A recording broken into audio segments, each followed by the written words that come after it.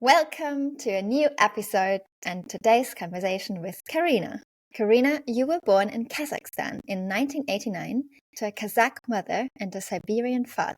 At the age of 7, you moved to Germany and grew up in Berlin. After studying media management, you founded your own company and spent several years working in the fast-paced world of startups, agencies, and corporate projects as an independent digital creative in Berlin.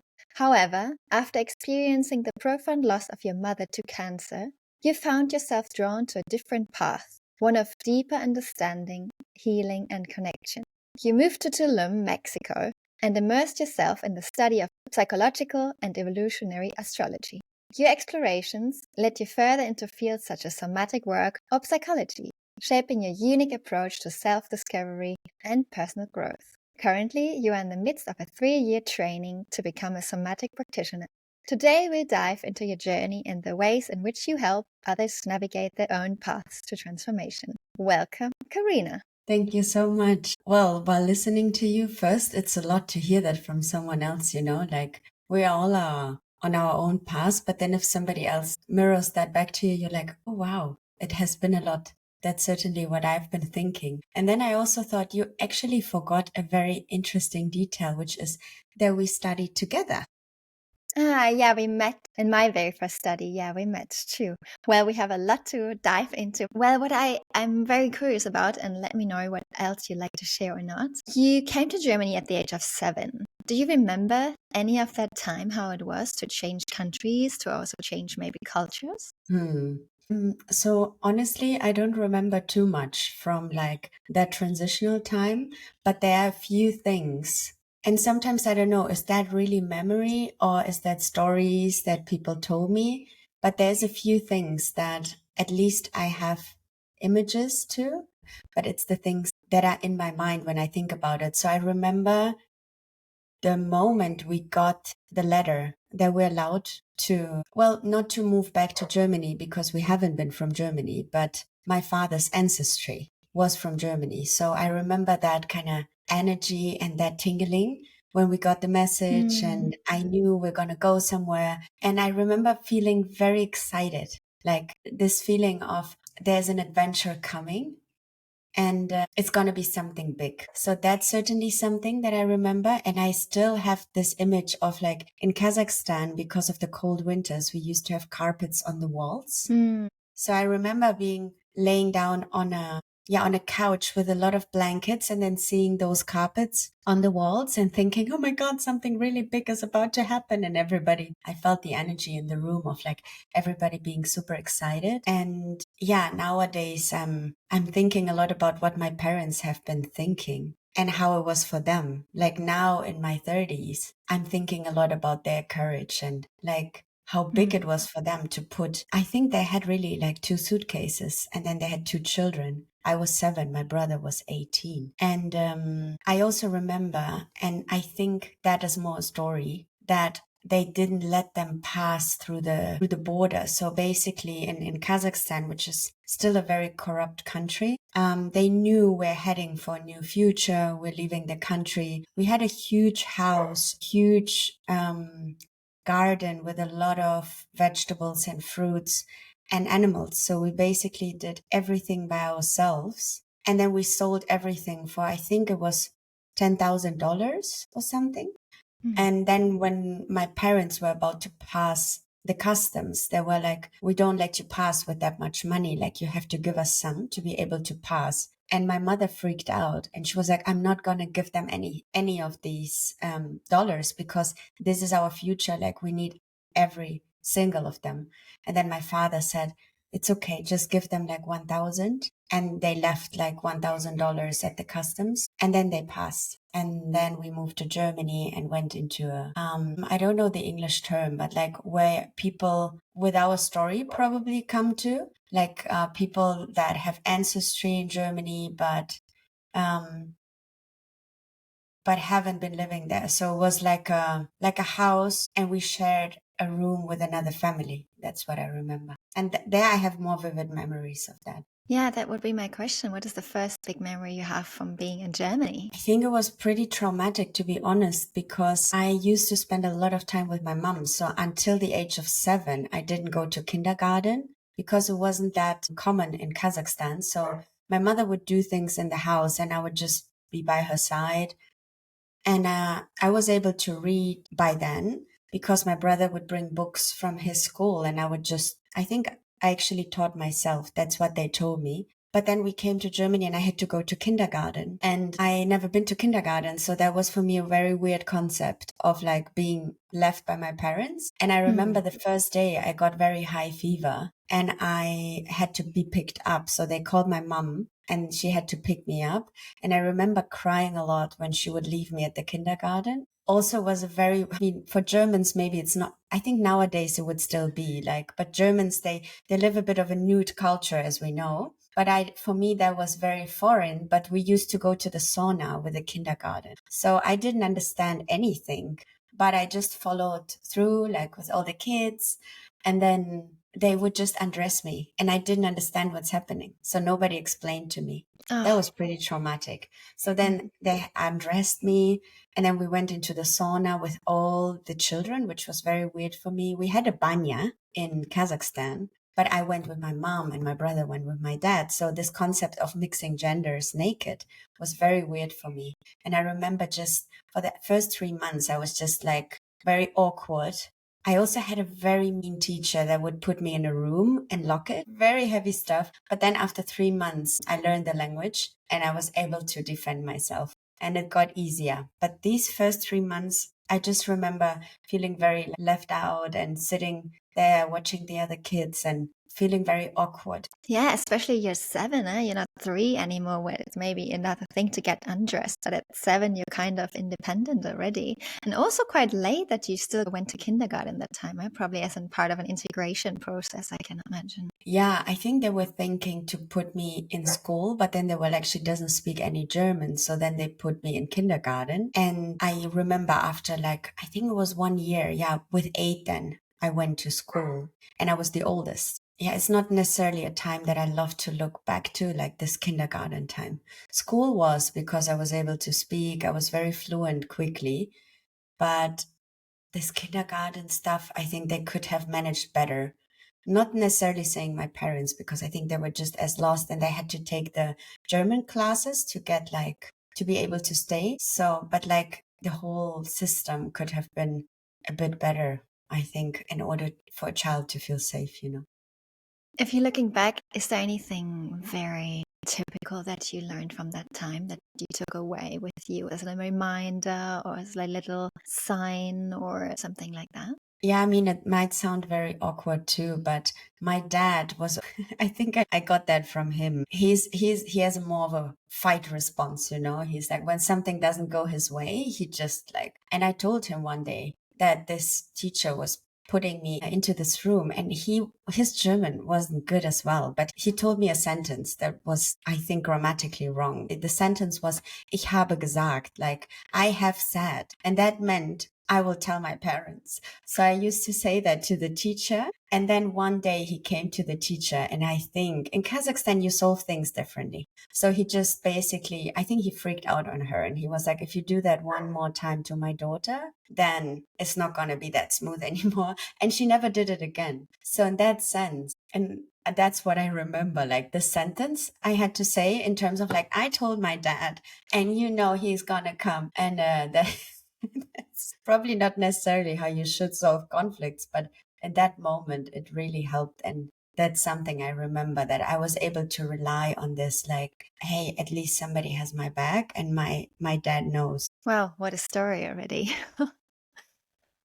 And in that time, did you feel more connected to your Kazakh roots or more to the German upbringing? Like, what would you say at that time? Or maybe also now, I mean, besides now living in Mexico, where's home and what are your roots? What would you say? I mean, that's a very, very tricky question because maybe a lot of, or some people can relate because, and for that, you need to know a bit the story of Kazakhstan as well. I don't necessarily look like a Kazakh. So I have more of like Russian features. and I have a German surname. So in Kazakhstan, I was never accepted as being Kazakh.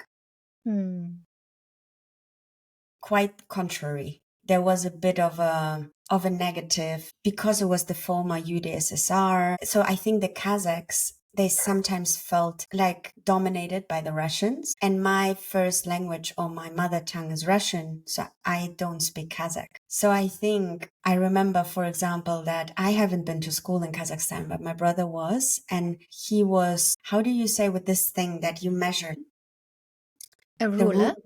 Aha. So my brother was hit with a ruler Oh, by his teacher because my brother was a very shy, sweet kid. And surely he did his things, but obviously that's not any reason to do stuff like that. From what I got from him is like she was just discriminating him basically because he had a German surname and he didn't look Kazakh, was a Kazakh teacher. So we also cooked Kazakh food, but mainly Russian food. So I never had really this connection to Kazakh culture, although I grew up in Kazakhstan. So I never felt identified with the country I grew up in. And then I went to Germany, but I never was a German because I had parents that didn't speak German. And as a kid, you rely much on your parents. So I remember when the evenings were coming up where parents go to school and they talk, I was always super ashamed because I knew that my mother won't be able to say something. And I was hoping she would be able to understand something. Or like when you had this homework in German class and they're like, yeah, just ask your parents. I couldn't. So in that sense, I never felt German either. I've always felt like the immigrant kid. And even later in high school, it always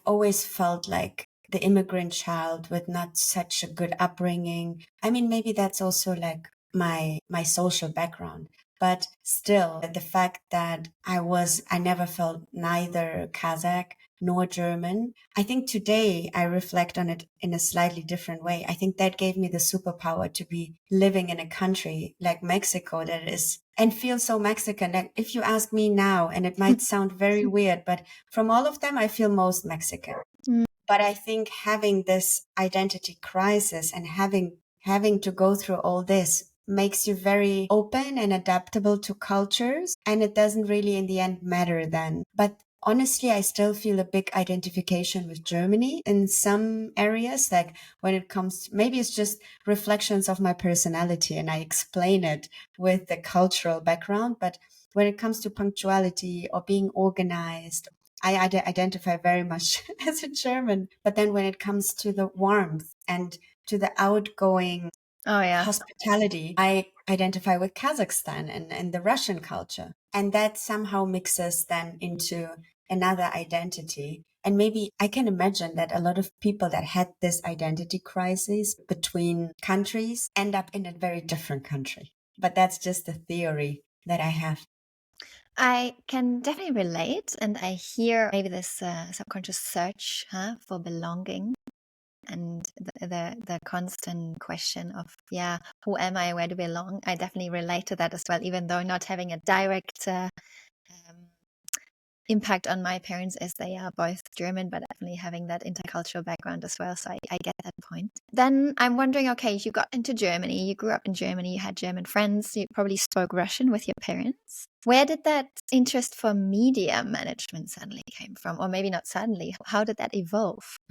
Yeah, that's a really good question, Leona. Honestly, I just remember my parents, I think coming from a more humble background, they always told me things like, you have to become a lawyer or a doctor. Thank God I didn't follow through. I was always very, very rebellious. Like, I think it was my gift and also very often like a hard part, but it has brought me certainly somewhere. And I think I never obeyed them to a point that I would do the things they tell me, but they always told me things like, I think for them, it was the economic security. They're like, if you're a lawyer, you earn a lot, so you're happy. And I remember saying very, very early on that I want to go into psychology. And then I don't know how, but I found this study and I just said it to my mom because yeah, back that was a private school and it was pretty expensive for also what my parents could afford.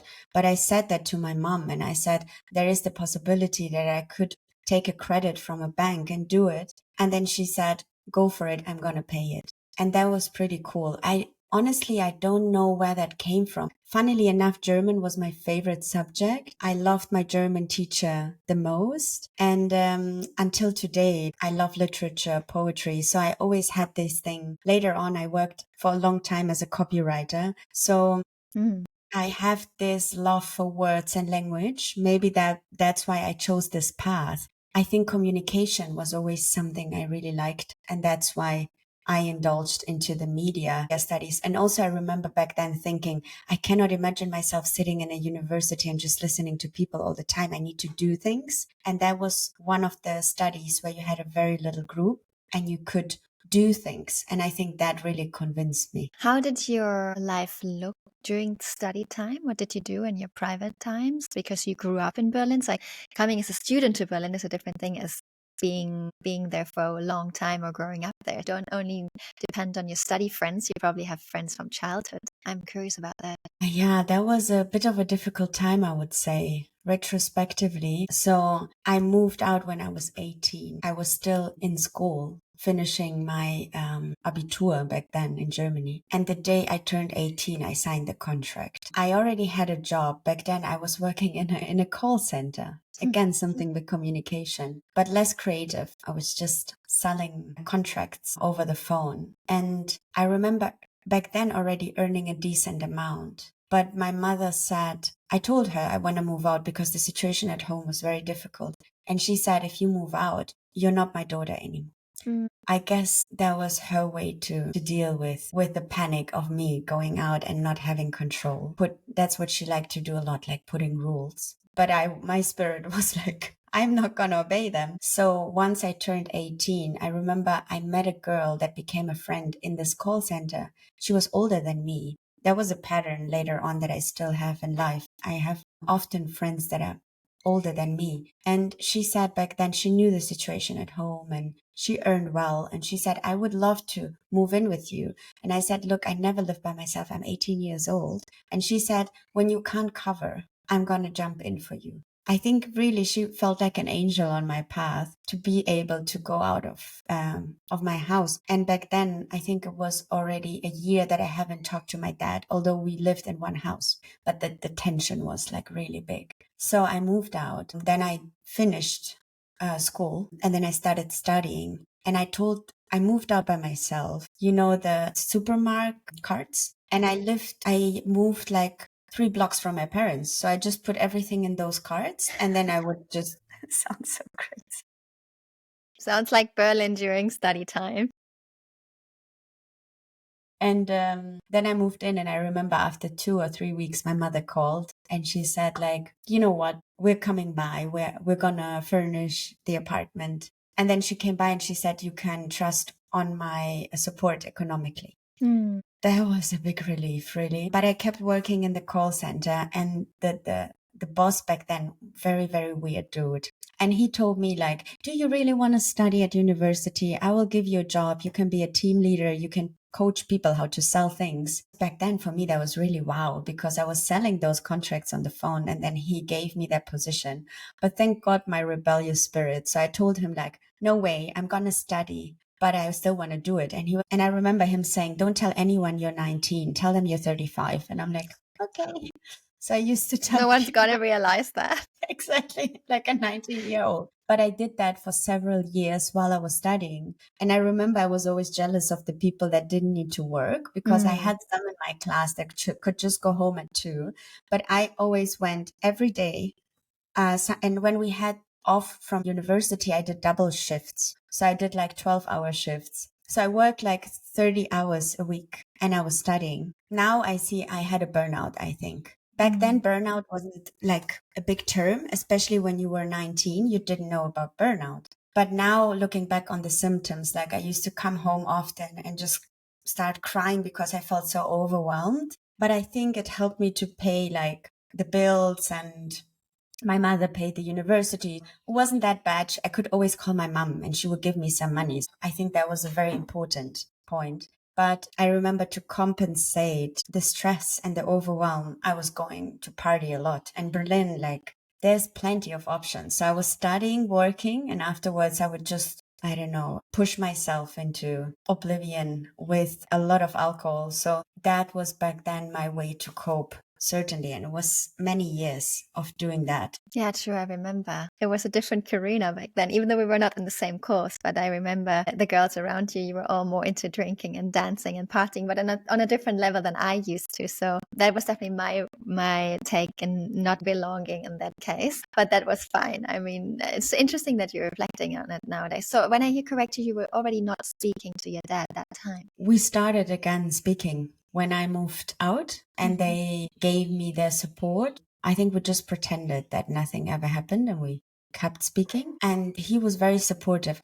I think that was the best thing that could have happened to us, that I moved out. I can imagine, yeah. Same for me and my parents that time. Okay, and then you finished university, and then you got founded your own project or your own startup, your own company, and then you got into the whole media world in Berlin. Maybe you like to share a bit about that. How was an average day, or how did the average life look like in that world at that time? I think honestly, I never had really average days because every day was so different. So yeah, in university, we had this crazy idea, a bunch of women. We had this idea that we need to have an agency that plans and organizes dates for people because people don't spend enough time together. So we used to work on that idea throughout all modules, and everybody, like even our teachers and also the others, they were like, again, they're starting that. Back then we were called We Create Your Date. And then university was over, and another crazy one like me, we were like, we're just doing it. And we asked the others and they're like, no, thanks. So we went to a bank and asked for a credit and we got it. Back then that was like 15,000 euros or something. So we got it. But since we didn't make money with the business, we had to work. So what we did is we worked part-time in our business, which then and until today is called Born Arrow. And then I worked part-time in startups, which was back then, I think, already a very revolutionary concept. Today, part-time is more accepted. But back then, if you were coming from university, like full-time was the thing. It was But I expected, told yeah. them, like, I have this business, I'm dedicated to it, but I still can do a lot of things that others do in 40 hours. I can do in 20. I remember saying that. And I'm still Burnout, hi! So I had my rounds in several startups. Like with my own company, I never really considered it like a startup, although it was, but we've never been like, we never had investors and all that kind of stuff. But with the other startups, I saw it. And honestly, I'm so repelled by this world. Like I remember having one woman boss and we sat together and I gave my leaving notice always after half a year. I couldn't spend longer there because of my rebellious spirit and all the dysfunctional things going on there. So I remember having a chat. To that. Yeah, maybe that's why we get along as well. And I remember having a chat with her and she said to me, like, she had my CV and she was like, what is this? Honestly. And then she said, this is Villa Kunterbund. This is like from Pippi Langstrumpf. This is like, this looks like nothing belongs together and everything is just like a puzzle. And like you have never been anywhere more than a year and now you have your own business and it's not really working. And then she said, if you stay here, I could offer you this and that salary, blah, blah, blah. And then I looked at her and I was like, and that's our difference, you know, like you're up for those things. I'm not. I like my Villa Kunterbund CV. I like when life is colorful. I like to do different things all the time. And that's why I don't belong here. And then I left.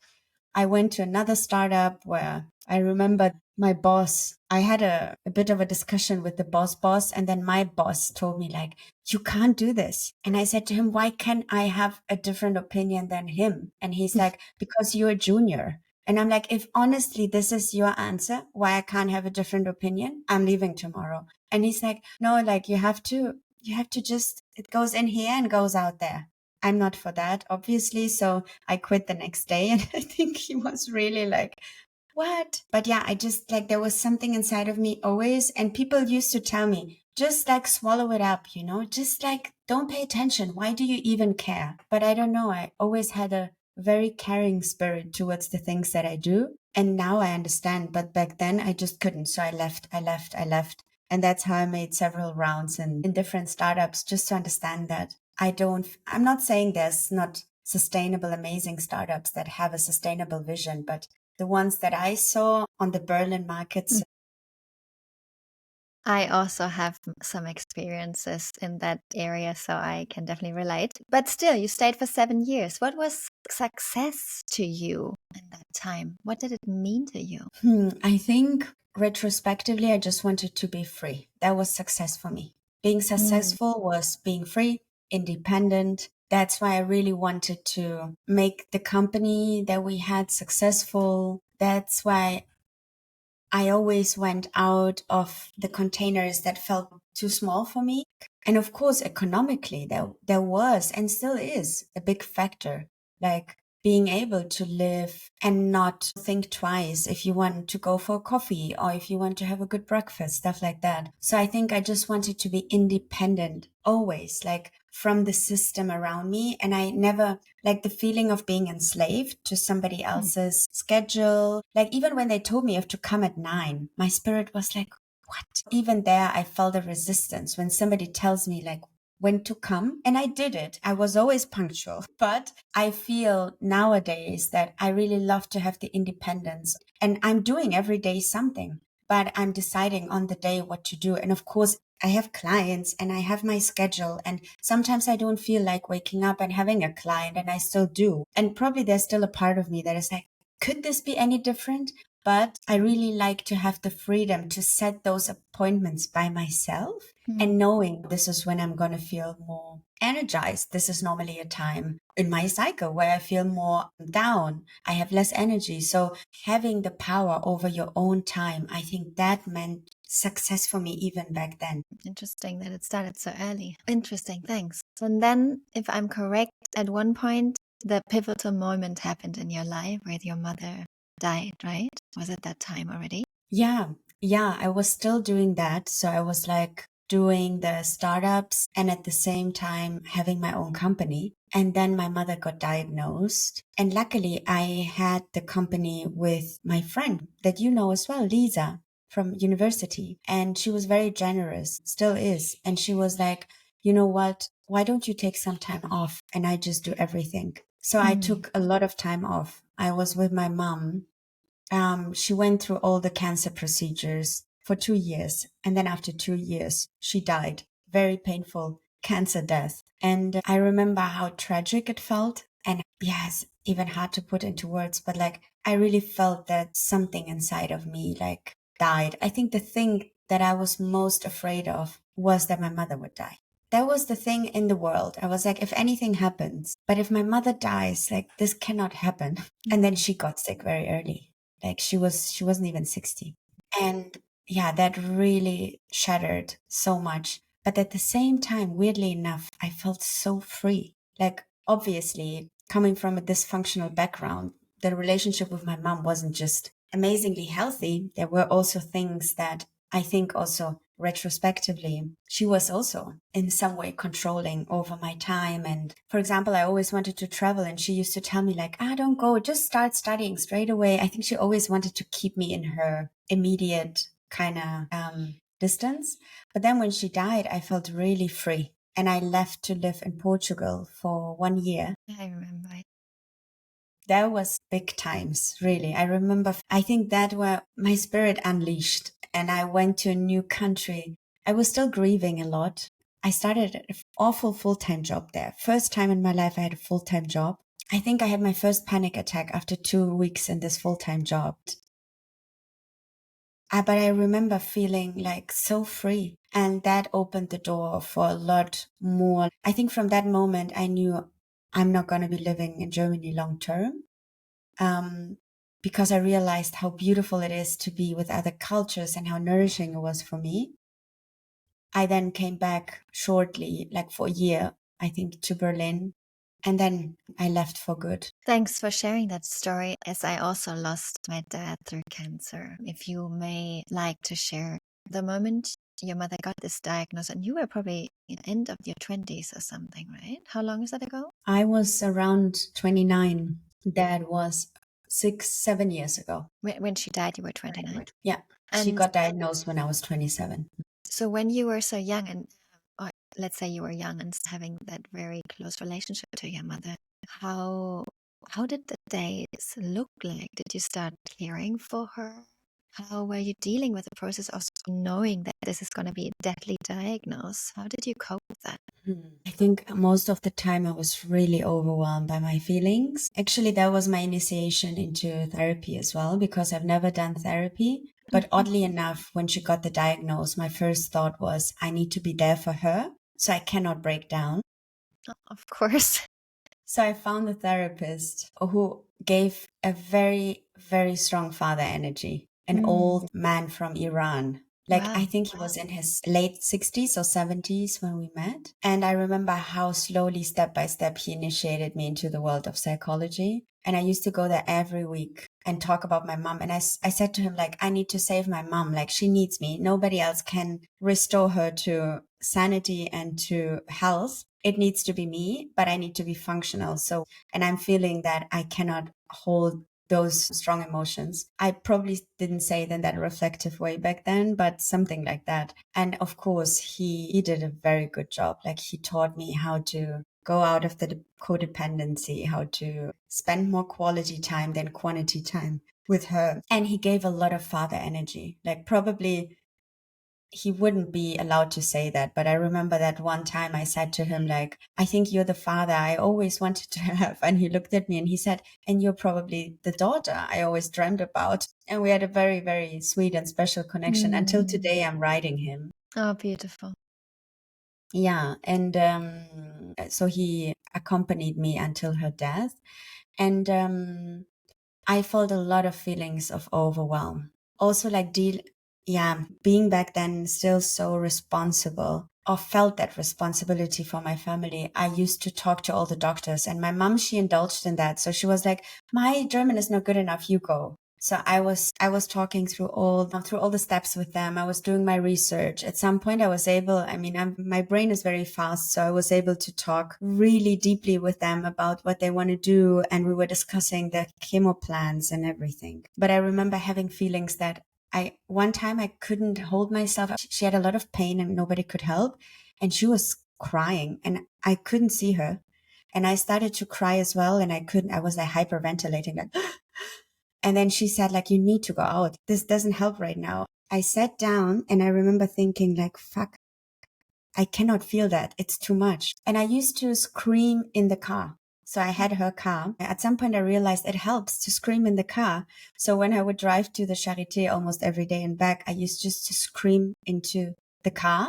I think it discharged a lot of strong energy. And then I also used to scream into pillows a lot without really knowing, but like the somatic part wasn't the part back then that I knew about. And I just did behavioral cognitive therapy with the first therapist. And I was really angry. And I remember when she died, I felt a relief that I have never felt in my life, because for 2.5 years, it was this like, will she be able to survive? But then it just like, if the thing that you're most afraid of happens, it comes with a lot of freedom.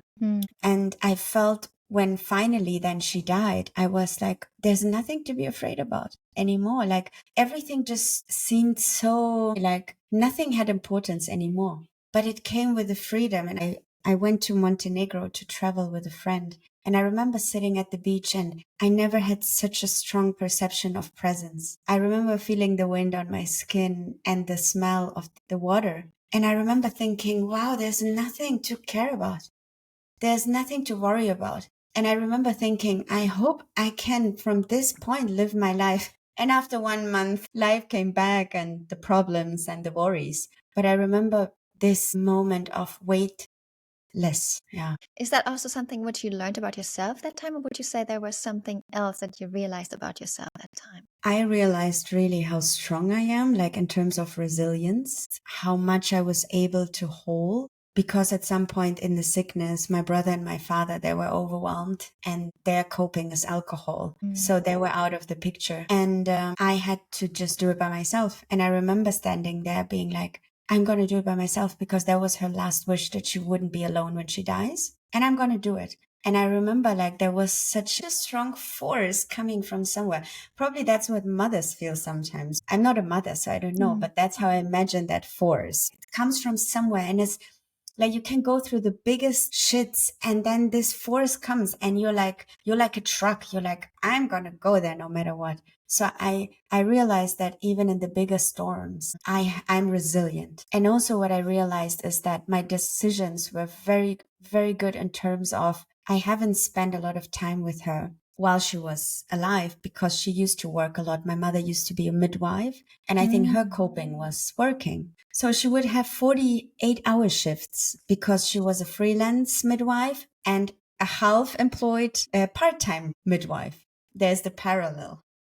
And she would always be in the hospital. Always. She wouldn't sleep. When she would get sick, she would take antibiotics immediately to stay fit for her work. But when she couldn't work anymore, we had more time. And I remember being very happy about that. And I remember her telling me that she is dreaming about helping to give birth. And one day, that was a very magical moment. One day we were lying in her bed in Charité, and then the doctors were always like, you need to leave. And I'm like, yeah, but that's my mom. And I snuggled like in her bed. I really became a little kid again, which was important for us, I think. And then one time she looked at me and she was like, wow, I had no idea I have such a wonderful daughter, you know? Oh, I get goosebumps. And, you know, like I never thought I'm going to hear this from her because she wasn't that person.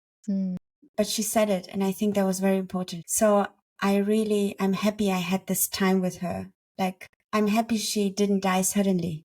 And sometimes it's right. And it would have been right as well. But the way she died was very painful. But at the same time, we had a lot of incredible time to talk. I'm really, really grateful for that. And knowing that if somebody is in pain or in danger that I love, I'm giving, probably today would be different because I'm better with boundaries. But back then I gave it my all. And now knowing that she's not here anymore, that helps me a lot to know I've really enjoyed every second with her. You really had the chance to say goodbye, at least. It's the beauty in it. Yeah, I can relate to that as well. And then you left to Portugal. I'm wondering, did that loss of your mother somehow change your perspective on life? I think it wasn't that conscious back then. But today I'd say, of course it did.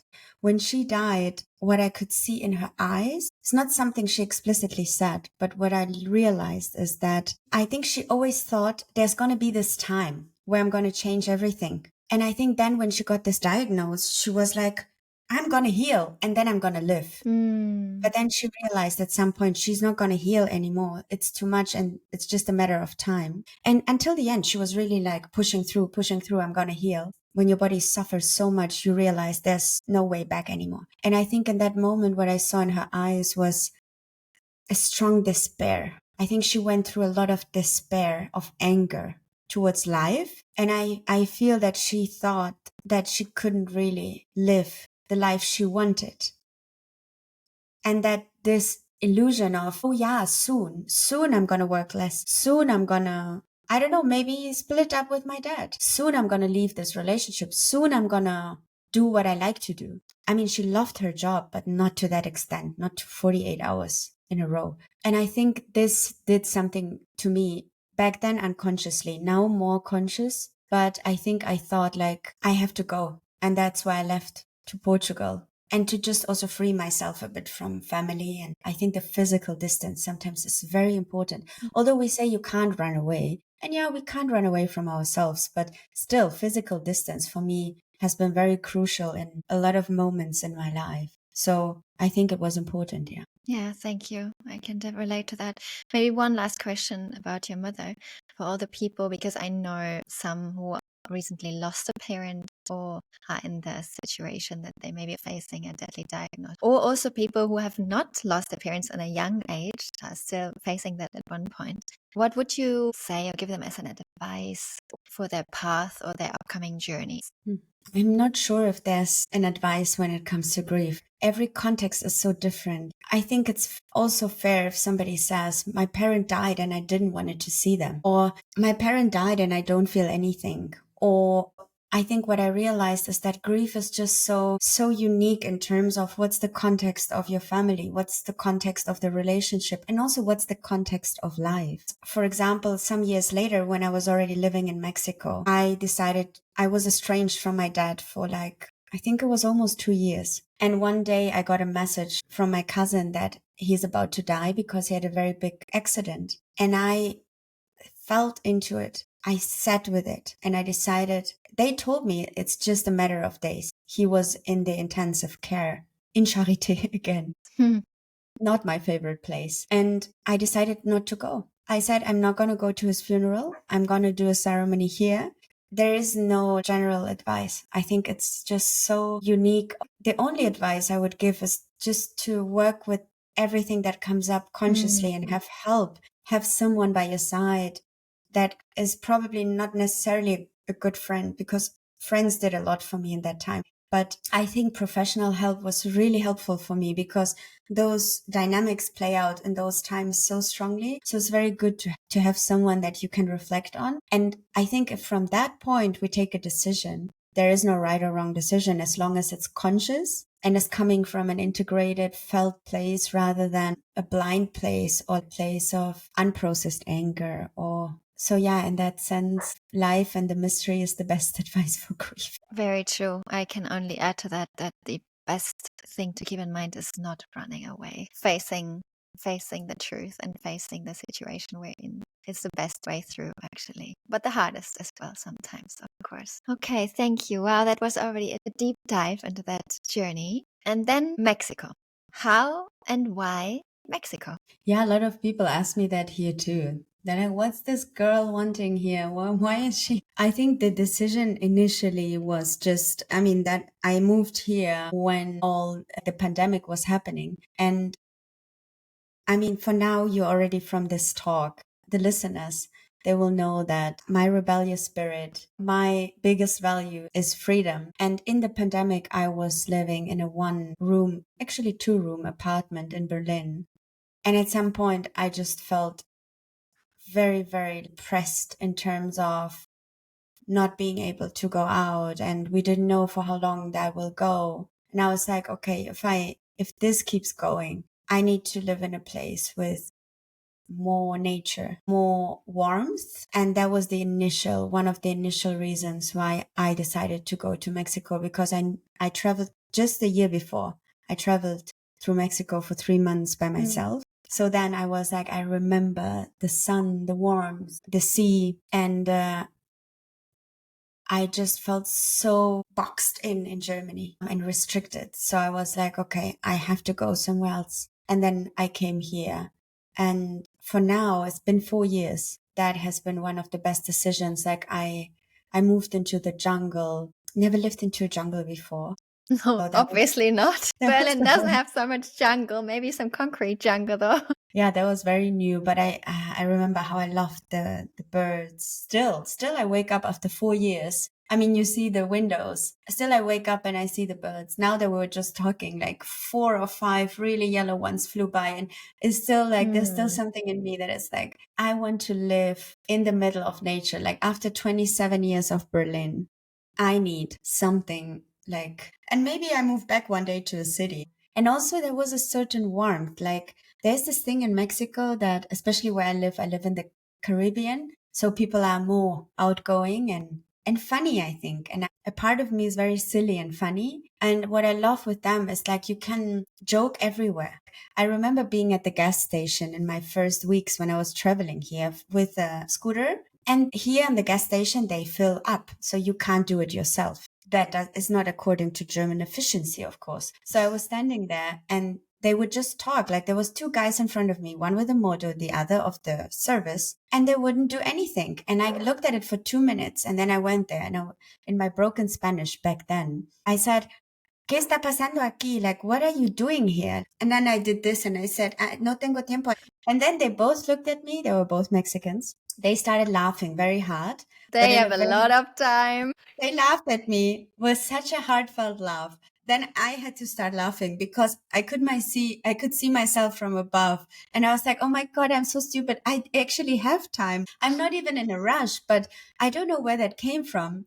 Then we all laughed, the 3 of us. And then he just looked at me and he said, amiga, tranquilo. And I was like, oh my God, he's so right. Like, why the fuck am I actually so stressed? And that's a bit the vibe here. And of course, sometimes it freaks the shit out of me because I'm like, People don't come to appointments. Like you have to double check everything. But at the same time, it gives this whole vibe here of it is tranquilo. Like there's not a sense of pushing. And I remember coming back to Berlin after 4 years and walking, and people would get so passive aggressive with me because I wasn't walking fast enough. So they're like, and they would pass by, and I was like, wow. I haven't seen in 4 years a Mexican doing that. At least here. I'm sure there's Mexicans doing that. So there's a sense of warmth and like silliness and humor that reminds me of my Kazakh roots, because my family, as dysfunctional they were really funny and always up for laugh. They were always dancing, and that vibe I find here a bit. Yeah. Thanks for explaining again, because I can definitely relate to that too. I think dancing was my survival mechanism as a child, or for my whole family system. So I think that's why I also always felt like a bit like a Latina in Mexico. I love that country as well. Was there another choice for you? Was there another country, another city, another place an option that time? Yeah, I first went to Portugal for 3 months. Okay, Portugal. But besides that? On the coast. And besides Portugal, was there any other place you were thinking of? Okay, it was immediately Mexico. Yeah, I think that was the 2 places that felt closest to my heart back then. And do you feel home now in Mexico? Yeah, this is so big, no? I feel you could write a book about this question. I think that the concept of feeling at home has really developed. I changed 10 houses in 4 years. Yeah. I had a lot of trouble with houses here. And I think what I realized is that I remember a friend saying to me, like, sweetheart, home is where your heart is, and you are your own home. And I just thought, like, oh my God, what a stupid spiritual home is where your quote. camper van is parked. Yes. But honestly, after moving 10 houses, I'm realizing it slowly. I'm like, maybe home is where you are, and maybe home is somewhere in your body. Nevertheless, I think for me especially, it's very important to have a concrete house, to have my things, to have my books, to have my instruments. But I'm learning that it's not that important. Also, I was one of these people that I used to like to run away when things don't go well. But I adopted a cat here, which I haven't seen coming. It was all happening. And then suddenly I had this cat with me, and he's a jungle cat. So he cannot really live in the city. He could probably, but it would break his spirit. Probably his main value is freedom too. So he really grounded me. So there were times where I wanted to run away, because the place where I live, that's Tulum, or close to Tulum, it's a heavy place to live. It's not an easy one. There's a lot of destruction going on here, but it's also one of the most beautiful places in the world I've seen. But there were so many times I wanted to run away, but he was here, like my cat, and I committed to him. So I was like, okay, I have to stay because he's here and that's his home. And somehow this helped me go through this flight response of like always changing environments, wanting to run away next country. So yeah, and now I'm here for 4 years and I'm happy, because I think like in relationships, you just grow with places. If you give them another chance, you just see another beauty coming up. Obviously not when it's abusive, but I think probably it's the same with relationships. We can run away, but we can also go through things together and grow from that. And that's how I feel with Mexico. I've grown with Mexico. And I'm really grateful, because in those 4 years, I felt very protective on this land, in this country, and I felt very welcome. That's certainly something, but I don't know if I will stay here, if that's my home. Right now, I feel like home, yeah. Always in the moment. But then there's weeks where I don't, right? And now I want to ask you already, okay, what would the stars say about that? But first, maybe how or what was the first introduction into astrology for you? It was a weird feeling. I cannot trace it back today, but I remember I thought I need to study astrology. And then I had a dinner with a friend in Berlin. And then we were sitting there and I said, it sounds weird. I just know there is the sun and the moon. I don't know anything more. I don't even know really other planets. But I have this weird feeling that I need to study astrology. And then she said, I applied for a course and I cannot go because I'm teaching on those days. But I think they have one spot left. And I wrote the teacher and she said, yeah, it's the last spot and it's yours. So I started to study astrology with her. That was just like a fun personal 8-week course. In Berlin already? In Berlin at Heilpraktiker Schule, yes. And then I I was just giving readings for free and practicing on my travels. And whenever somebody came up, I'm like asking them and just giving readings. I then went to study it professionally at Astropraxis in Hamburg. And then, which I'm still doing now, I think it's the 4th year or something, the evolutionary school from Michael the Baker. So basically, I then made a deep dive into psychological and evolutionary astrology. And yeah, today I work with astrology, and it's mixing now into the somatics, and it all becomes a whole mix of everything I'm interested in. I never thought, if you would have asked me before about astrology, I didn't even, but somehow it came into my life. And I think if I could extract one sentence, then it would be like, it really helped me to compassionately look at myself. Because if you look at your birth chart, then you see those things that you always thought that is the weird part of you, or like, oh, this is something I have to work on. And then you see the birth chart and you're like, there's a sense of maybe higher meaning. And you're like, wow, maybe it's all meant to be. Maybe I'm not that weird. And somehow it helped me to bring those parts into consciousness and into loving awareness and work with them.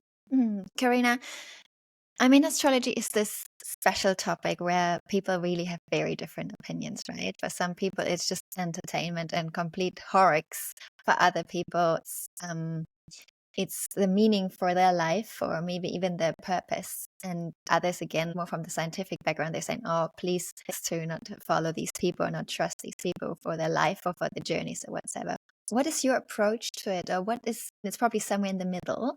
What's your answer to that, to these different perspectives? Yeah, I mean, in the end, I think everything that works for you and is not destructive is helpful. So I think I'm like being so deeply into astrology. I'm not even into the discussions of if it's real or not, because it doesn't matter in the end. I think also the perception of astrology that we see in society is very different of what I perceive as astrology. The magazines and the horoscopes that we see, that's not real astrology. That's just something that has been sold as astrology to us. It's an ancient science that used to be, together with astronomy, the queen of all sciences. So in that sense, having studied it, I know that it's a lot of mathematics. I know that it's not that much of the woo-hoo that we think it is. There is a lot of logic and reason to astrology. But I also understand that if you don't know that, if you haven't had that deep dive, or if you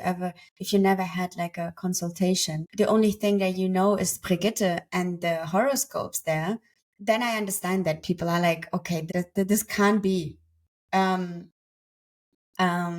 real, or this can't be of reason. But having worked with it, and I see it with clients, right? I have a lot of people that I never met before. And I also practice psychological astrology, which means I'm not a fortune teller. I'm not saying this will work out or not. I'm a big believer of the free will. And I'm a big believer that the only authority should be inside of us. So although I'm working with astrology, I'm not giving it the power and the authority over my life. For me, it's a tool to see myself and to bring parts out of the shadow into the consciousness so that I can make decisions from an integrated place rather than projection or whatever.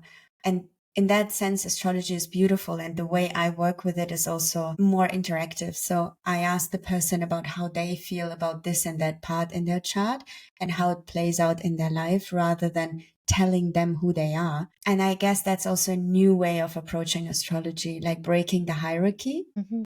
And probably it's something you could also see in the psychological world in general, that the hierarchy is more and more broken down of like, I'm the therapist and you are the client and I know what's best for you. The same goes for astrology. I'm not going into the consultation with a feeling of I know more than you.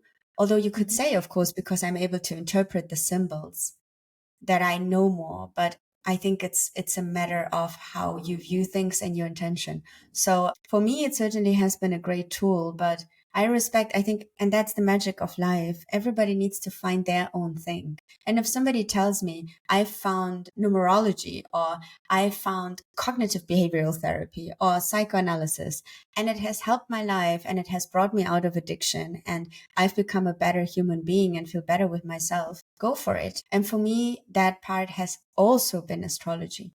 So I think going more out of this is good, this is right, this is not, rather to what really is good for you in your life and what helps you on a very sustainable day to day, and just keep doing that. And if that's astrology, that's great. And if it's not, that's fine too.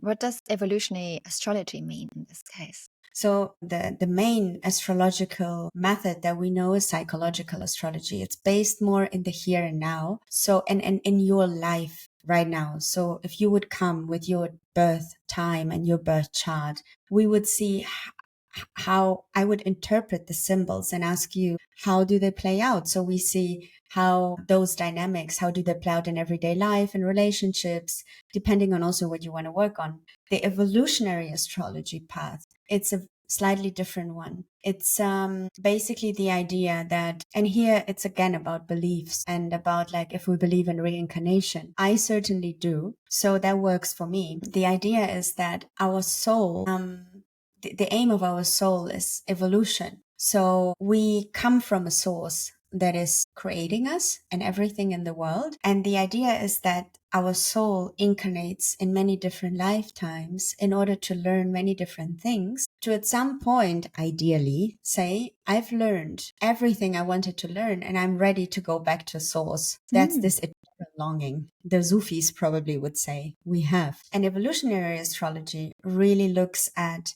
past life dynamics, at the soul blueprint, and is asking the question of what is your soul interested in learning in this incarnation in order to grow in consciousness. So it's a lot about consciousness and raising awareness, but bringing that into the context of your soul blueprint, if you want to say, and past life experiences. So I would say is it more deeper on a level of like not only focused on this lifetime, while psychological astrology is pretty much focused on this lifetime. Okay. And it's a different astrological language. It's like one is Japanese and the other one is Chinese. It's just a way to interpret the symbols in a different way. Okay, thank you. What do you think? Because a lot of people also go crazy about human design. What would you say about that? How would you integrate that into the whole astrology world? I don't know if you have any knowledge about that. No, honestly, I think all I would say would be probably wrong because I have no idea. I had a human design reading just because I was interested. The only thing that I know is that there is a part of astrology in human design as well. But there's also a lot of other things that they take into consideration. But yeah, I really don't know anything about it to say it in a deeper way. Okay, that's probably another language again then. Okay, thanks. I'm wondering, now you're living in Mexico, and I was very fascinated by the Mayas, by their traditions and by the knowledge. Is that somehow influenced, or is astrology influenced by the Mayas? What would you say? Yeah, I mean, there is the Mayan cosmology as well. And again, I'm really nobody to talk about this because I have no idea. I just take my bits here and there. But the Mayas had their own crazy astrological like system. I think it's really hard to study and to understand because it is so complex. But I also had a Mayan reading and it was really accurate. So it really resonated. I followed a teacher for a while that studied almost 10 years with the Mayan community in Guatemala, and she gave me that reading. And from what I understood, it's very complex, but it's probably through that, it's very accurate. So even seeing that, I'm thinking that the ancient people always worked with the cosmos. They knew that we are not apart from the cosmos. They knew we are connected. So they knew that if we are born on a certain time, on a certain minute and second, it has to do something with the path that we're taking on in this lifetime. So from that sense, of course, sometimes if we diminish those things to like pseudo science, I'm like, wow, how it seems to me often ignorant that we're just diminishing those old systems and think we know better just because we kind of separated logos from the whole mythological and from mythos. And I think it's so important that we bring those, and through that also our brain kind of hemispheres together and allow again that logic or that science doesn't only have to rely on logic, but can also rely on art interpretation and the creative side of things. And the old cultures, the ancient cultures, they knew that and they used that. And certainly the way of living here has shaped something and has fulfilled a longing that I had that I didn't know. But for example, I love to always celebrate birthdays. I was always a celebration person. But in Germany, yeah, you celebrate Christmas and birthdays and stuff. But here, ceremony is a whole different thing. There is ceremonies for all kinds of things. And there's always this very sacred container. So you come in and then you get smudged with copal, and everything has this beautiful sacredness to it. And it's very normal here. Sometimes they even smudge in cafes. Very often they do it for the mosquitoes, but there's always this smell around. I think ritual is something that certainly for me gives me a certain structure and safety. And I think we miss that in Germany a lot, like rituals. And ritual can be anything that when we, with intention, we sit together and we don't even need to talk, but anything can deserve a ritual. And I think we forgot that. And Mexico was a good place to remind me of that. Very true. I remember how I visited different cemeteries and saw people gathering for different funeral celebrations, and it was a very inspiring experience as they were all dressed in colorful clothing, bringing food and snacks to the cemetery and partying and celebrating. It was very different, but it was very beautiful. I'm thinking, how did your astrological work or your experiences or your practices maybe changed your view or the perception of your whole journey until now? Like maybe there's something you even reframing through astrology. I'm wondering about your mother's path, your parents' path, you coming from Kazakhstan to Germany now to Mexico. Is this something you find answers in? Yeah, more than one. And yeah, I'm just thinking how to phrase it that also beginners or people that have no astrological knowledge at all can understand. I can make an example that is very accurate. Like there is a planet that's called Saturn. Probably we all know the famous Saturn return. So every planet takes their own timing to make one round through the zodiac. And they say where Saturn was when you were born. So the position of this planet Saturn at your birth time and place and minute signifies what will be the pain point you're working on in this lifetime. And for me, Saturn is in the 4th house. And the 4th house is the house of family. But the 4th house is also the house of roots, the house of your subconscious. It's the house of your family and the house of your literal house. And that's all trouble topics for me, for sure. So Saturn takes between 28 and a half to 30 years to make one round through the zodiac, depending on your birth chart.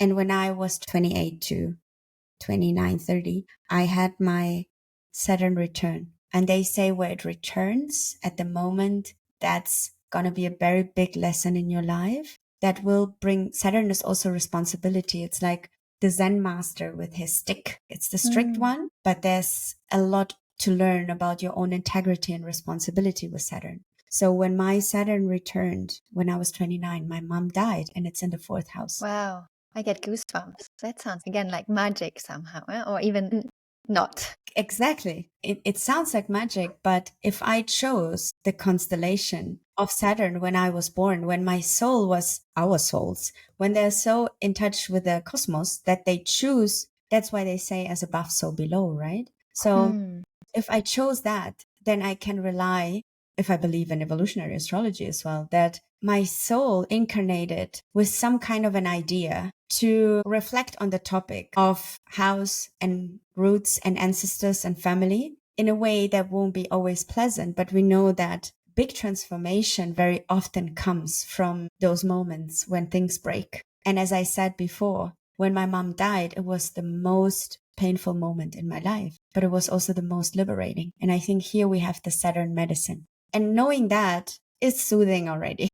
Yeah, so it's kind of a framework how to also interpret your life, right? So that's one example. And another one is, for example, my sun. The sun is the zodiac sign. So when I was born, the sun moved through Cancer. My zodiac sign is Cancer. And I have it in the 9th house, which is the house of cultures, of different places, of widening your horizon, of the forever student and teacher, and the one that is interested in philosophy. And somebody with that placement is very often known to change countries or to have relationships with people from foreign countries, and to also see that part, or to use this lifetime to navigate that part. And that's very beautiful. And there's so many other things. That's another book I could write. Or we could write about our chart. So I'm working with my chart now for 6 years. And then those parts, they develop. So in the end, I see the planets in a birth chart like parts of our personality. So my sun in the 9th house is now different than my sun it was 10 years ago, because I've worked on that part of traveling. Also, my Saturn is very different. And it could be also like internal family system parts that we can access to have help in certain moments. So I can use the sword of my Saturn when I'm like, somebody is trying to invade my house. This is my boundaries. And then I take the Saturnian sword out. So it's like parts we can access and we can work with. In the end, for me, astrology is just a door I go through that helps me to understand, or to have a deeper understanding or knowing of the person's psyche. That's it. It's just a system that helps me to enter. But in the end, the person tells you their lived experience, how it plays out. And that's where the juice is for me, and where the transformation happens, and not in the chart itself. It doesn't have the liveliness. It has the person and their lived experience. Beautiful. Thanks for the explanation or the little introduction. Maybe one more question connected to it. Is there any connection also between astrology and tarot? I mean, there is, because with astrology, we enter the world of archetypes. And I mean, Carl Jung basically shaped the idea of archetypes. So for the ones that are not familiar with this kind of language, in the end, archetypes are energies that probably live in the collective unconscious, in the cloud that is above all us, where all information are stored.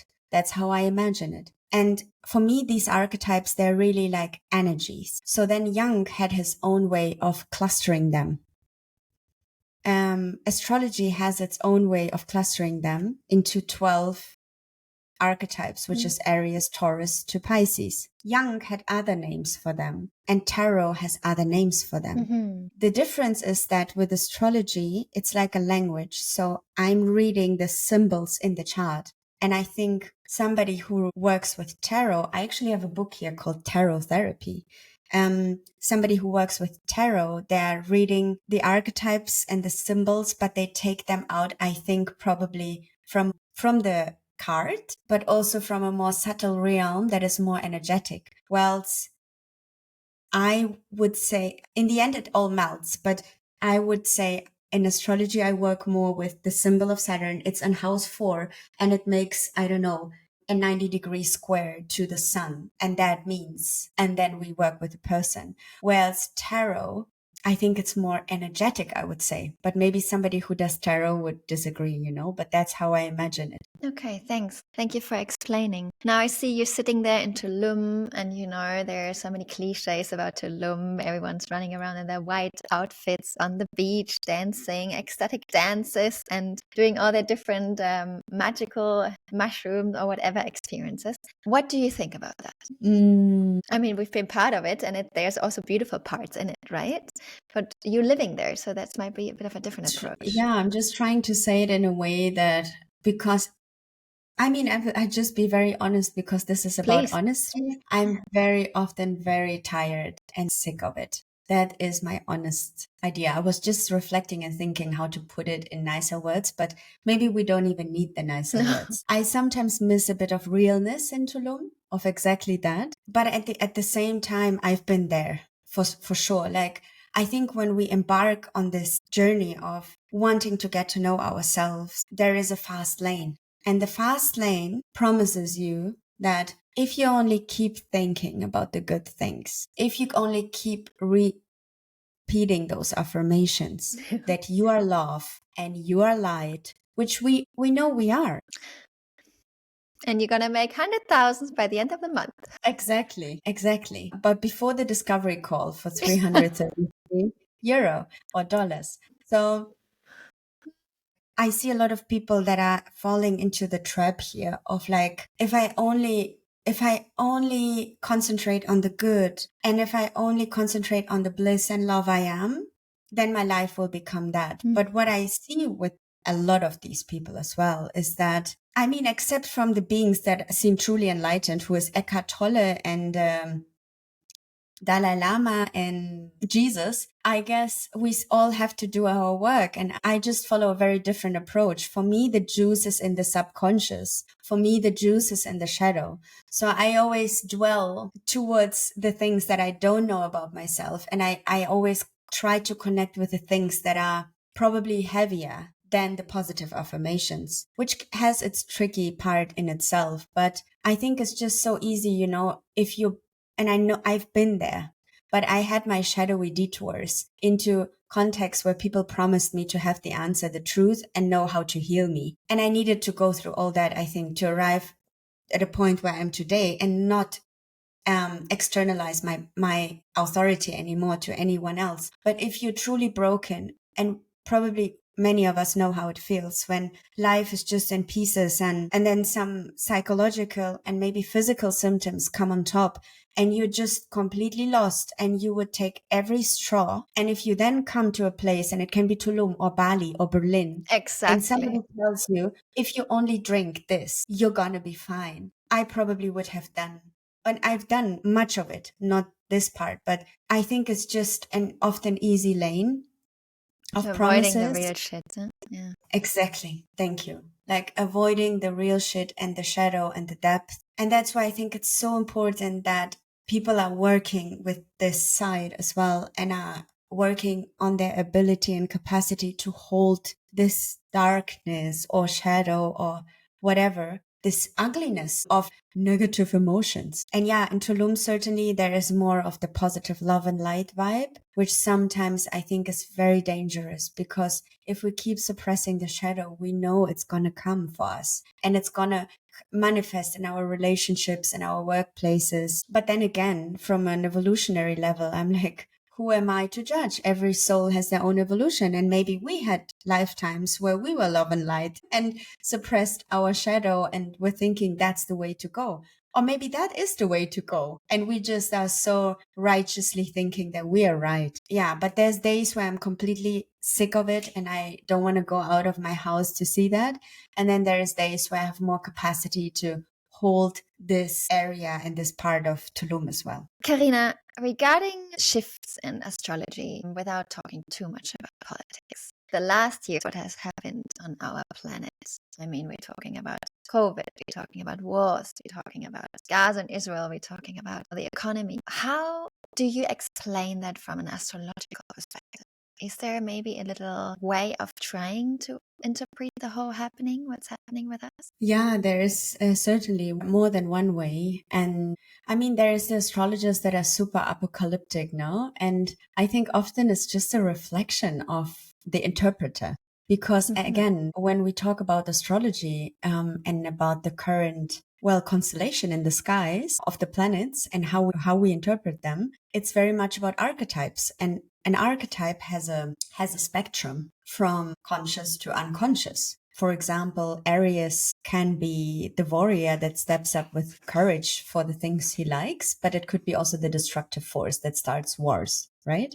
Just giving a sense of the interpretation is always up to the astrologer. And that's why it's so important who we follow, because I think very often it's also a projection of, even when I say things and I interpret things, if I look back, it very often has a slide of a projection of me. And I think we can't avoid that. as long as we're humans. But there is certainly some things that are significant right now and can be interpreted as, my favorite really is Pluto in Aquarius.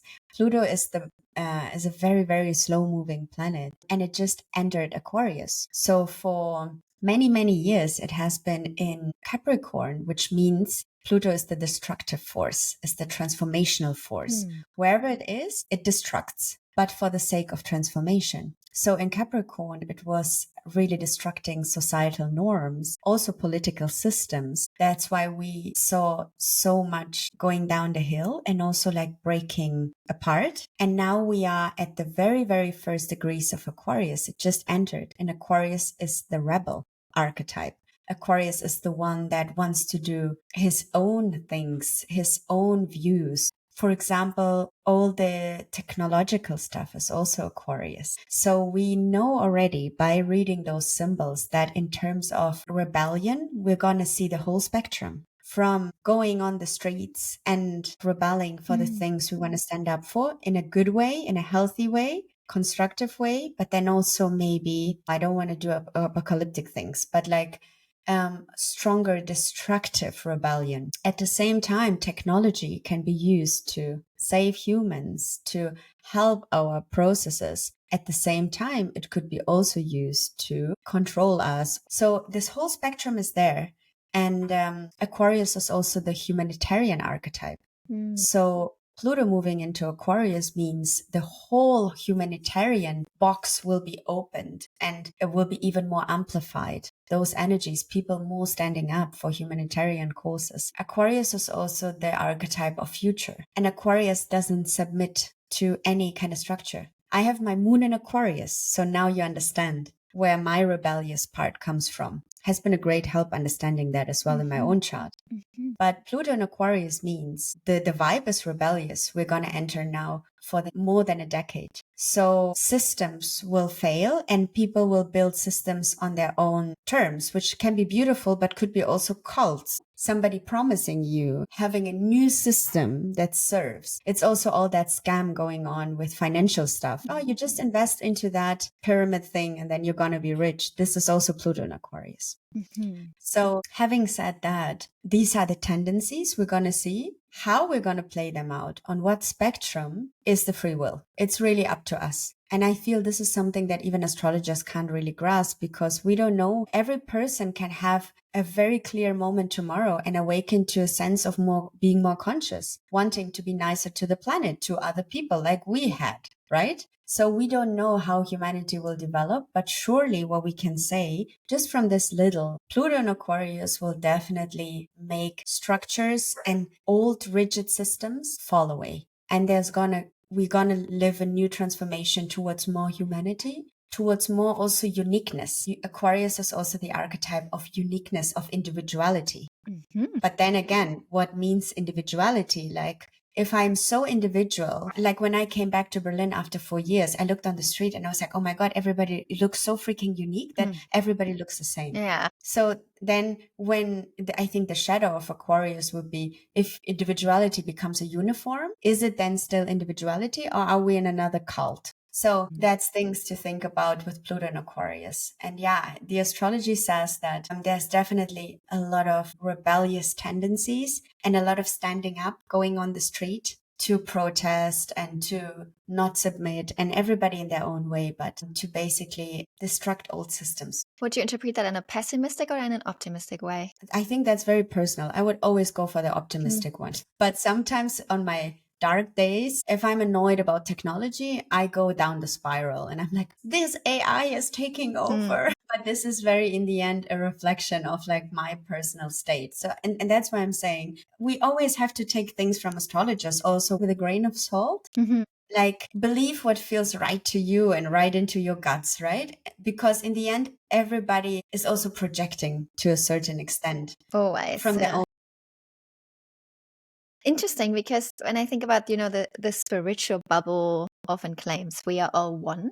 And now you're saying Aquarius is rather moving towards individuality. How do you see that? Well, that's interesting. Now we could enter the realm of the archetypes, because Aquarius comes before Pisces. Pisces is the last archetype in the zodiac, and it's we are all one. So from an astrological point of view, or like even an archetypal, I would say you have Aquarius where one water drop looks at the other and they're like, wow, you're so unique and I'm so unique and we belong all to this one ocean. But you are so beautiful and still we are made out of the same water. But you have a bit of more shiny here and you glitter more when the sun falls onto you. So that's Aquarius. And I think this individuality is highly needed so that we can realize that in our uniqueness, we are all the same because the source or the universe or nature has given each and every one of us this pinch of uniqueness,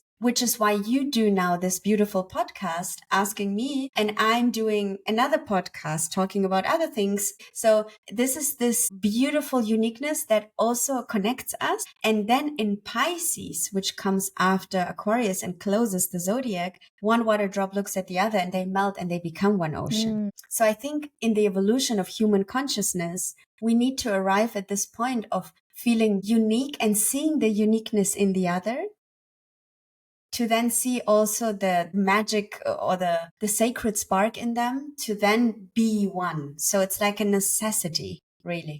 Beautiful. It's like a step before. Yeah, for me, it really goes together. I think it can be both there at the same time. Okay, Ideally.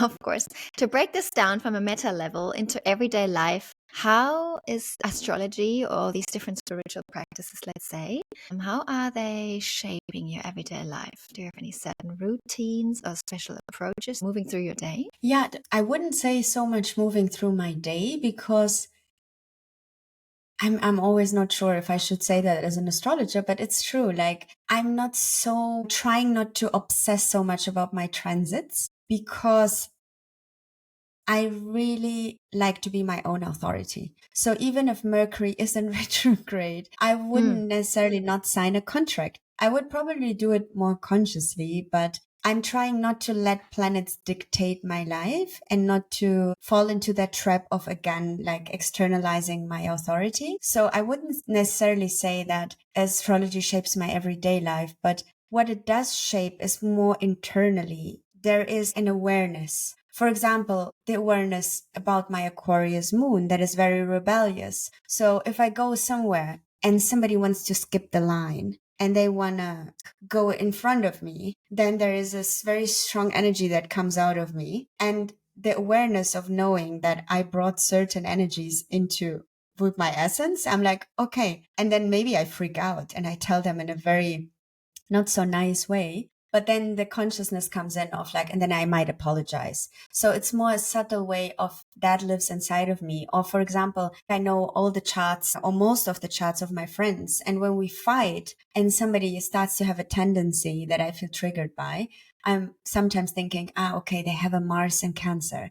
It's very hard for them right now. And that gives me a bit of a soothing, like looking at them with more compassion rather than getting into the fight. So I would say it shapes very much the dynamics I feel internally often, and sometimes also only retrospectively, because I have a very strong warrior energy in me, and I'm good at fighting in terms of I'm very direct. I say the things I want and I get directly into discussions. And some people feel threatened by that. And sometimes that part comes out and I'm into the fiery discussion. And then I'm like, okay, that was my Mars taking over. That's how my brain thinks. It's in the end, it's a way of organizing and a way of control as well. So my brain is a bit organized in archetypes. Sometimes I even see that when I see a flower, I'm like, that flower would be Leo. I think those things. Or if people talk, like if you talk, I'm sometimes like, I would love to see a chart. Maybe you have a moon in, I don't know. So that happens to me. And of course, it's important to be also conscious about that because people can also surprise us.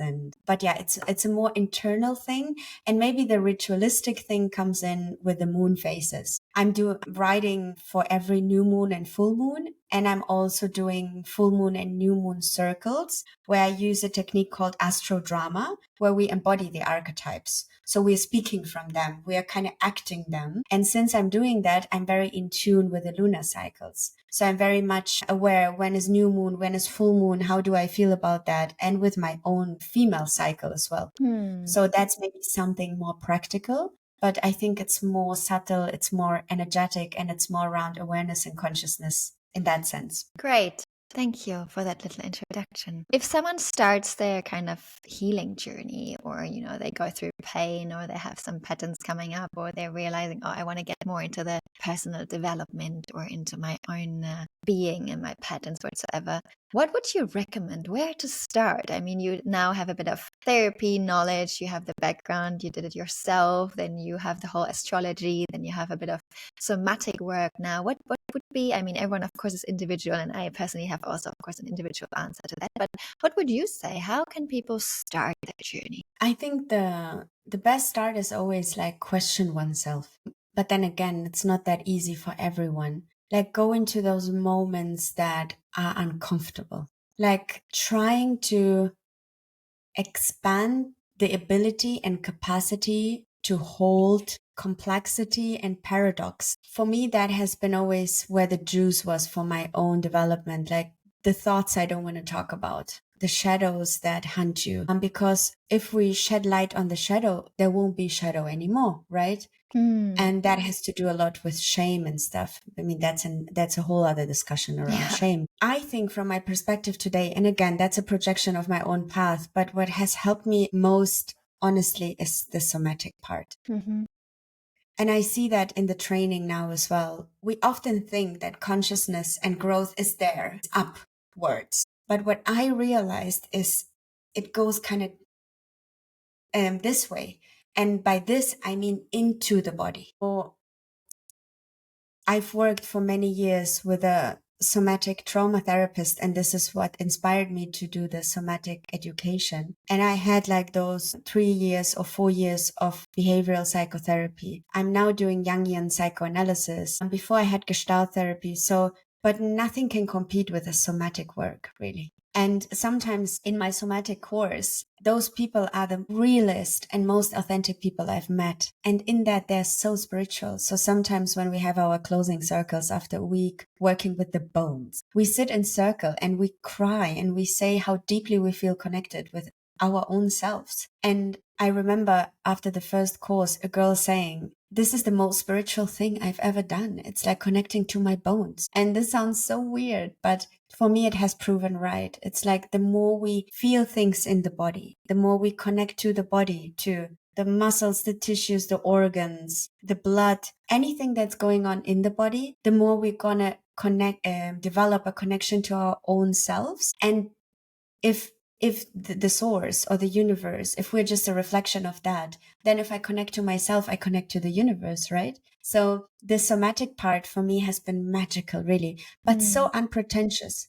because there is, especially in Tulum, all these things that are like, connect to God and the source and expand your consciousness and take these magic mushrooms. And again, I believe in the power of mushrooms, but it's certainly not my tool. But I feel that I had amazing states of consciousness when I was just in a session where I was trying to feel my backbone or to feel my heart or my liver. So I think the somatic part is really underestimated, and it can bring us to a lot of embodied consciousness, because reading about consciousness and talking about it and dreaming about it, that's one thing, but actually embodying it, I think that's the new way. So this has been the most magical part for me. Yeah. Thanks. I can totally relate to that. Always been working with my body since I sat in a wheelchair as a child. So, the nervous system needs to expand like that. So I can definitely relate to that. Yeah. And I think it was always a journey of combining all the different techniques and having a bit of a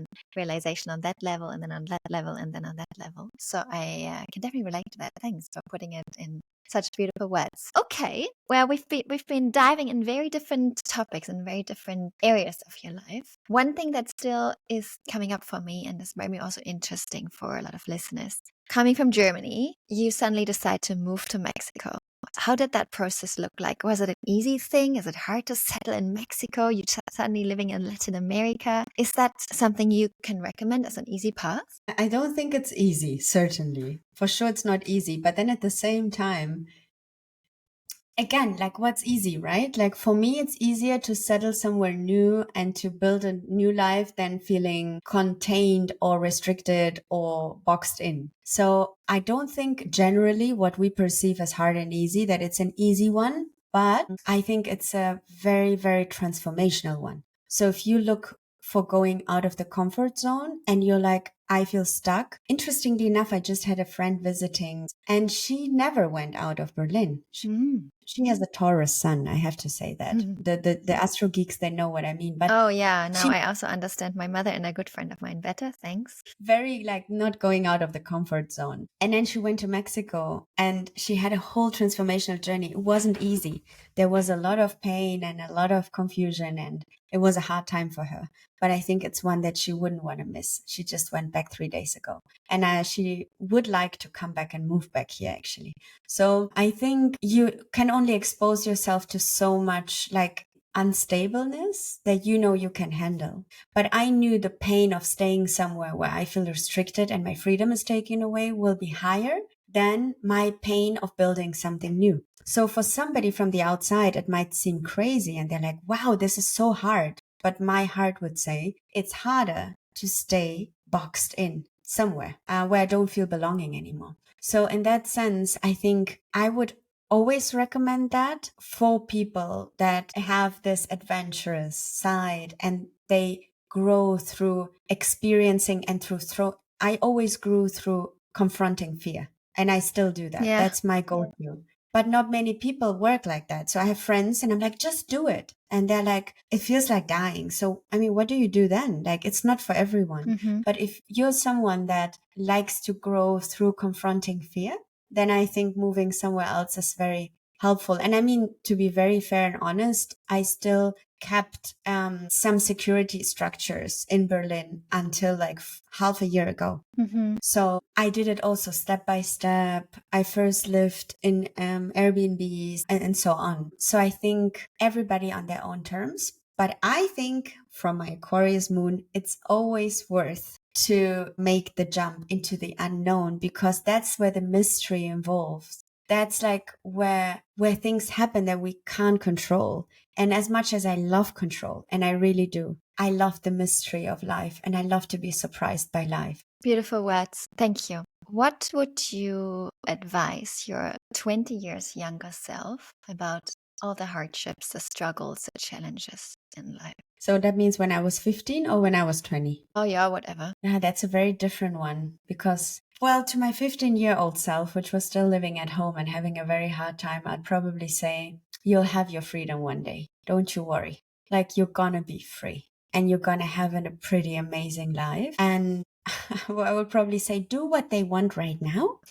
To not have so much drama at home, but then you're gonna have your time. But then to my 20-year-old self, I'd probably say trust into feeling also and not numbing that much. Like, it's okay, explore connection and relationship and sexuality and alcohol and drugs, but keep some space to really feel those feelings and don't think that they're gonna crush you, but feel them and know you're gonna survive them. I think that's one of the beauties of getting older and getting more conscious is when feelings come up, I don't think anymore I'm gonna die. But I remember in my days, wow, it was very hard to feel those very strong feelings. Of course, if we never learned it, it's very hard to process them, right? I guess I understand, yeah. What's coming up next for you?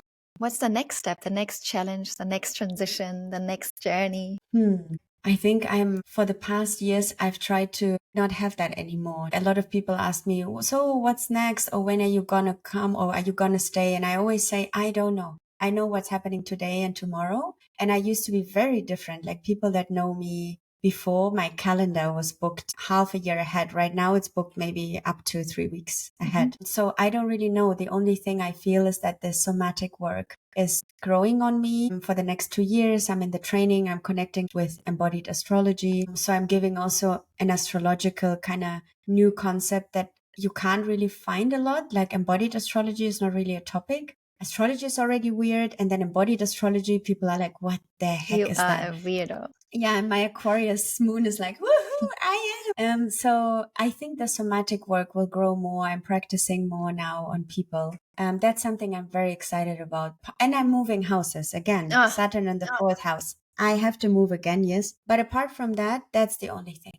I know, really. And that's already a lot. Yeah. And from the astrological part or perspective, is there something you wishing for your chart or for your horoscope to come up? Yeah, I mean, I peek into transits, of course, I do. And I know that I have a transit coming up around purpose. So I'm really excited about that. I feel I'm in a transition and I really would love to see how, because also the topic of purpose is very big in my chart and the transition happens there. I feel we're constantly working on parts, and I feel right now I'm working on this home, family, Saturn part, not so much on my family side. For once, there is a bit more quietness there, but like on this housing thing, because really my heart yearns to have a stable house where I can rest for 3 years or something. I've been moving for every 1 or 2 years now, and I just want to settle somewhere.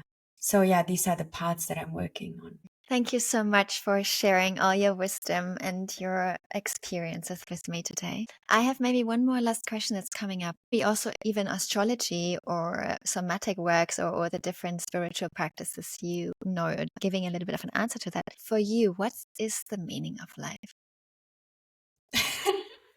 Leona, you're like, yeah, good question. Wow, that's a really big one. What is the meaning of life? I feel more and more it's to be at peace with yourself. And that means, and I don't mean that bliss peace where we're meditating and we're just at peace. I really mean like having faith and deeply knowing that everything is meant to be and that everything on our paths is there for our evolution. And that means if heaviness comes up, if you need to move another house, if relationship breaks apart, to be able to grieve that, to be able to feel that, but at the same time to be at peace with the grief. And at peace, I mean not being resisting. Like to Surrender. That what something I would wish for myself and for everyone, but especially for myself. I would love to be at peace without resisting anything that comes up, even like the hardest hardships, and to embrace them fully